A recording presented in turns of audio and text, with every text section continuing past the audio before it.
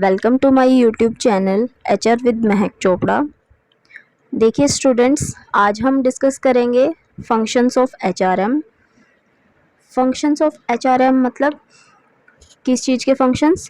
Human resource को manage करने के क्या क्या फंक्शंस होते हैं। Human resource functions are broadly classified into two categories. इनको दो कैटेगरीज में डिवाइड किया जाता है। First is managerial functions and second is operative functions. Okay students, so देखिए managerial functions में क्या होता है? These functions are related to managing the HR department effectively. इसमें हम क्या करते हैं? managerial functions में हम मैनेज करते हैं HR डिपार्टमेंट को अच्छे से। ठीक है, HR डिपार्टमेंट को मैनेज करना ही क्या होगा? Managerial functions. देखिए इसमें फर्स्ट फंक्शन आएगा प्लानिंग। प्लानिंग में हम क्या करते हैं?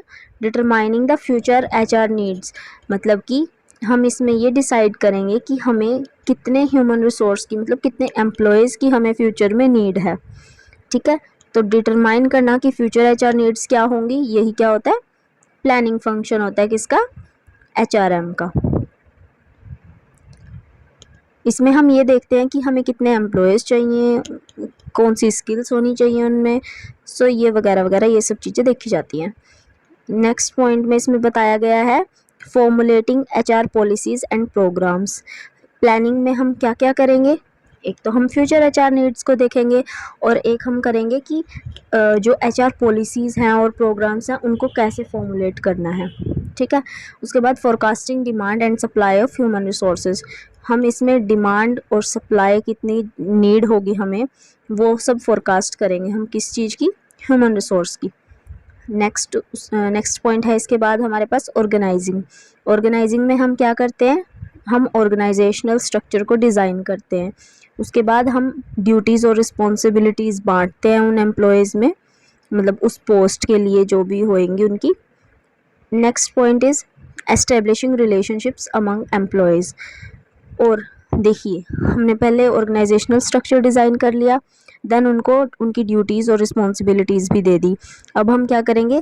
उनके बीच में एक रिलेशनशिप इस्टेब्लिश करेंगे कि पर्टिकुलर पोस्ट पे कौन सा एम्प्लॉय काम करेगा। ठीक है, देन उसके बाद आएगा डायरेक्टिंग। डायरेक्टिंग में क्या होता है? डायरेक्टिंग में हम क्या करते हैं? किसी को डायरेक्शन प्रोवाइड करना, मतलब कि एम्प्लॉयज़ को डायरेक्शन प्रोवाइड करना। इसमें हम क्या करते हैं?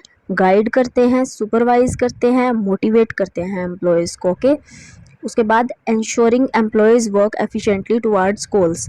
इसमें हम ये ध्यान रखते हैं कि एम्प्लॉयज़ जो हैं अच्छे से काम करें ताकि उनका गोल पूरा हो सके, ताकि वो ऑर्गेनाइजेशनल गोल को अचीव कर सकें।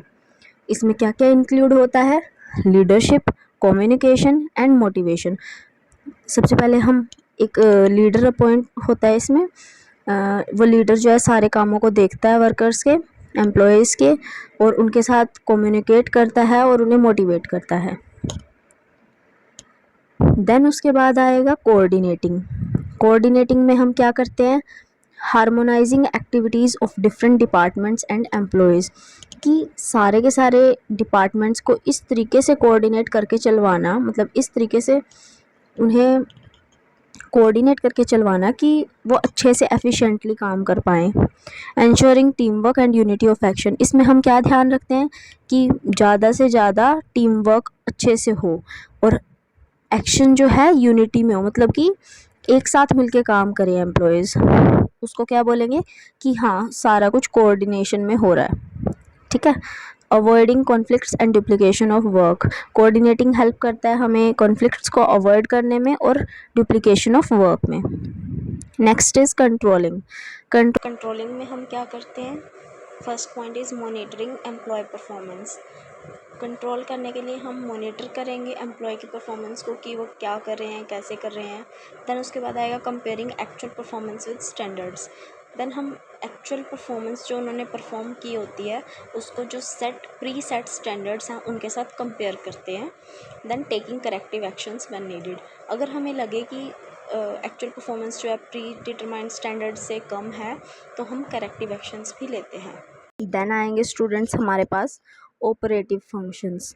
ऑपरेटिव फंक्शंस कौन से होते हैं?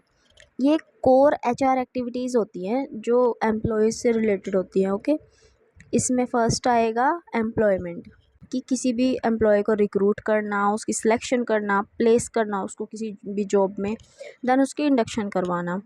इसमें क्या होता है, ensuring the right person is placed in right job, मतलब कि ये ध्यान रखा जाता है कि सही पर्सन को सही जॉब में प्लेस करना। उसके बाद आता है ह्यूमन रिसोर्स डेवलपमेंट। अब हमने एम्प्लॉयमेंट तो कर दी, मतलब कि उसको प्लेस तो कर दिया एम्प्लॉय को, देन उसके बाद आता है ह्यूमन रिसोर्स डेवलपमेंट। हम इसमें क्या करते हैं, उस ह्यूमन रिसोर्स को, उस एम्प्लॉय को डेवलप करते हैं, मतलब कि उसे ट्रेनिंग प्रोवाइड करते हैं। ट्रेनिंग एंड डेवलपमेंट प्रोग्राम्स के बाद क्या आता है, करियर प्लानिंग एंड ग्रोथ।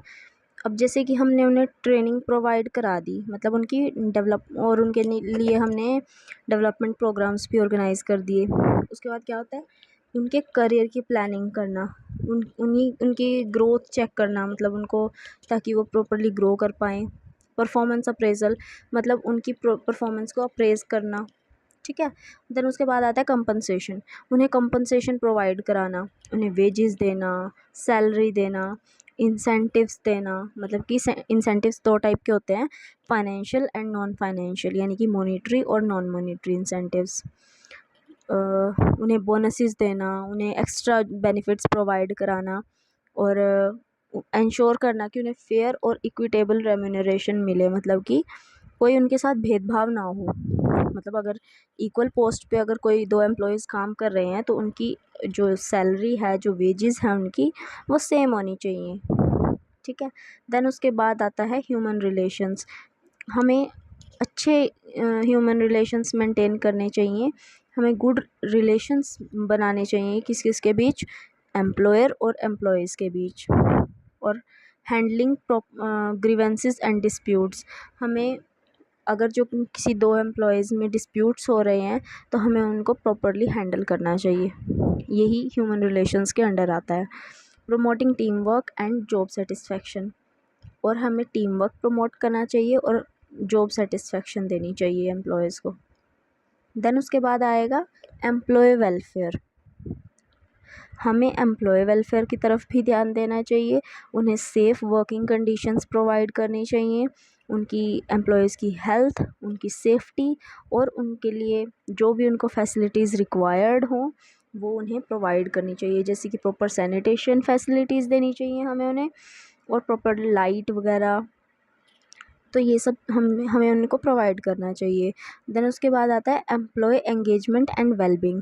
हमें एम्प्लॉयज़ के वेलबींग का भी ध्यान रखना चाहिए, ठीक है। अब देखिए एक क्विक रिवीजन समरी देख लेते हैं हम इसकी। इसके दो फंक्शंस होते हैं, मैनेजरियल फंक्शंस और ऑपरेटिव फंक्शंस। ये किसके फंक्शंस हैं, HRM के, यानी कि ह्यूमन रिसोर्स मैनेजमेंट के। तो मैनेजरियल फंक्शंस में हम क्या करते हैं, प्लानिंग करते हैं, ऑर्गेनाइजिंग करते हैं, डायरेक्टिंग करते हैं, कोऑर्डिनेटिंग करते हैं और कंट्रोलिंग करते हैं। देन ऑपरेटिव फंक्शंस में क्या आता है, employment, human resource development, compensation, human relations, maintenance, ठीक है। मैनेजरियल फंक्शंस में क्या होता है कि हमें HR को, मतलब ह्यूमन रिसोर्स को मैनेज करके रखना होता है, ठीक है। उसके लिए हम planning, organising, directing, controlling, coordinating ये सब करते हैं, ठीक है। देन आता है ऑपरेटिव फंक्शन। ऑपरेटिव में मतलब हैंडल करना है, उनसे रिलेटेड एक्टिविटीज़ को हैंडल करना है, ठीक है। तो ये आता है ऑपरेटिव फंक्शंस में। स्टूडेंट्स, अगर आपको मेरी वीडियो अच्छी लगी हो तो लाइक करें, शेयर करें, सब्सक्राइब करना ना भूलें। Thank you students, thank you for watching.